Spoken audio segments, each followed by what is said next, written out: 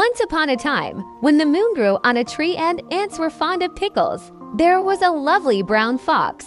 He had soft fur, beautiful whiskers, and a fine, bushy tail.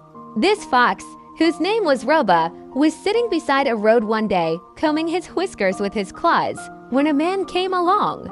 "May you never be tired," said the man. "May you always be happy," replied Roba. "I'm feeling generous today," said the man. "Is there anything you would like?" "I would like a chicken," said Roba, because foxes love to eat chickens. "Come along with me, then, and I'll give you one," replied the man. "I have chickens at my house. We'll go there, and you'll have your chicken in no time at all." "How marvelous," said Roba, and he trotted down the road beside the man.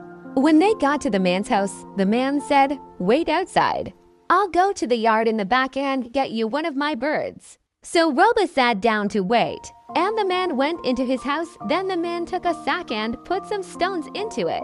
You see, he was going to pretend there was a chicken in the sack.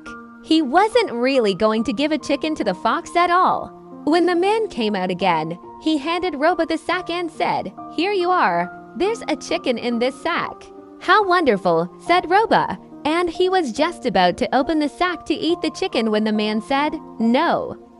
Don't open it here." "Why not?" asked Roba. "Well," said the man, "the farmers around here can see us, and they won't like my giving a chicken to a fox." Of course, that wasn't true at all.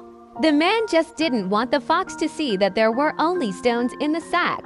"What shall I do, then?" asked Roba. "Do you see those bushes up there?" asked the man, pointing. "Take the sack there and open it. Nobody will see you, and you can eat your chicken in peace." "That's a good idea," said Roba. "Thank you very much." And he trotted all the way to the bushes carrying the sack in his mouth. As soon as Roba crawled under the bushes, he opened the sack and saw the stones inside. "Strange," he muttered to himself.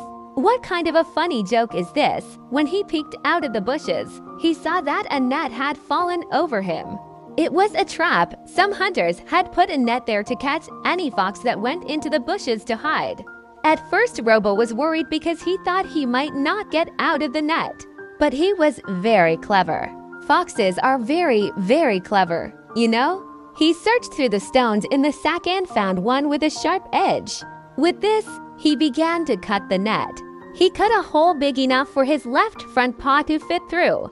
He cut some more, and soon the hole was big enough for his left and his right front paws to fit through. He cut still more, and soon the hole was big enough for his two front paws and his nose to fit through. He kept on cutting, and soon the hole was big enough for his front paws, his nose, and the rest of his head to fit through. Then he pushed and wiggled just a bit more, and finally Roba escaped. As Roba ran off down the road, he laughed and laughed and laughed. "Men may think they are clever," he said to himself, "but foxes are clever still." Now, all foxes know the story of Roba and the man who promised him a chicken. And that is the reason why, whenever you see a fox, if you ask him to come for a walk with you, he won't. And that is why it is very, very difficult to catch foxes and why they live such a free and happy life.